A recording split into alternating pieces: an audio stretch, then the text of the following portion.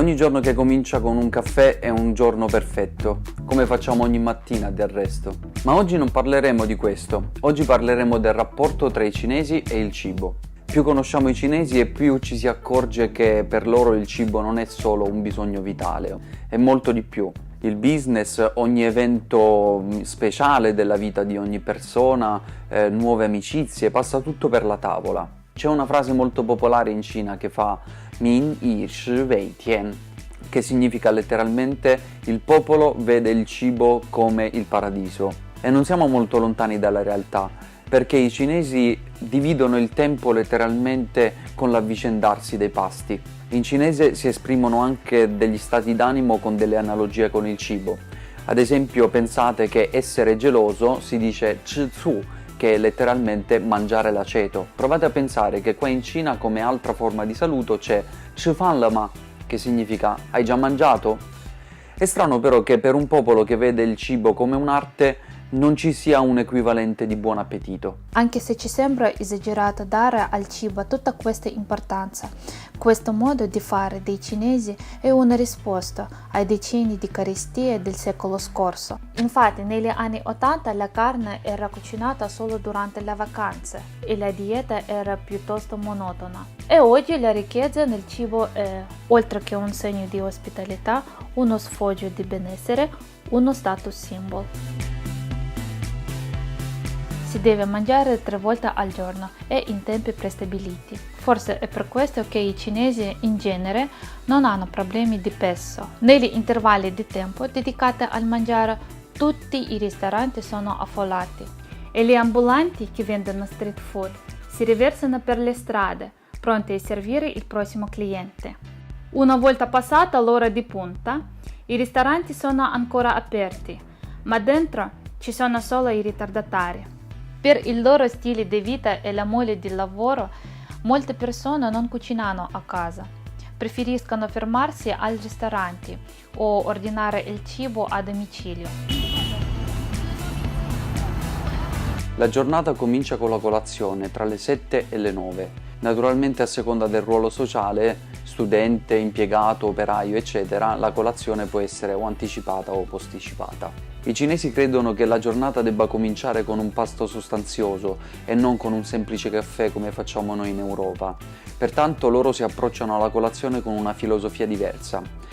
Deve essere cucinata al momento, deve essere nutriente e deve costare poco. In effetti la colazione in Cina non supera i 10 renminbi. Nelle grandi città, per mancanza di tempo, la maggior parte degli impiegati è costretta a fare colazione camminando, comprandola dagli ambulanti. Per chi invece ha il tempo di cucinare a casa, la colazione consiste in un porridge di riso accompagnato da un impasto fritto che si chiama youtiao. Ma naturalmente le abitudini alimentari cambiano da provincia a provincia e da città in città. Secondo la medicina cinese, intorno alle 12 il cibo viene assimilato al meglio. Infatti alle 12 l'intero paese si blocca, è ora di pranzo. In alcuni palazzi particolarmente alti che ospitano uffici, la pausa pranzo comincia prima per evitare di rimanere imbottigliati nel traffico dell'ascensore. I cinesi che non vogliono usare tutto il tempo delle loro pause pranzo non vanno nei ristoranti o nei bar dove un pasto costa intorno ai 50-70 RMB. Le catene di fast food e piccoli ristoranti attraverso un'applicazione offrono dei menu fissi che in scatole di plastica vengono consegnati in blocco negli uffici. Di solito un pranzo semplice di questo tipo costa tra i 10 e i 25 RMB. Alcuni preferiscono portarsi dietro il cibo da casa e riscaldarlo nel microonde. Ecco perché la mattina si vedono impiegati e studenti portarsi dietro una busta con dentro il pranzo. E i cinesi dopo pranzo fanno sempre una panichella e organizzano la pausa pranzo in modo di unire sia il cibo che il riposo. Dormire sul posto di lavoro o a scuola o dappertutto, letteralmente dappertutto, è accettato senza riserve.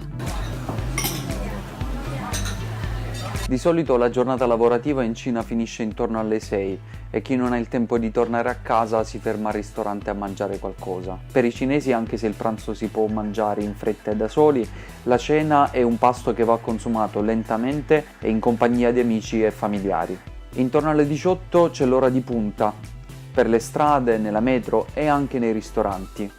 Fuori dai ristoranti a quest'ora ci sono delle code molto lunghe e tra l'altro questo è anche un modo per valutare la qualità di questo ristorante.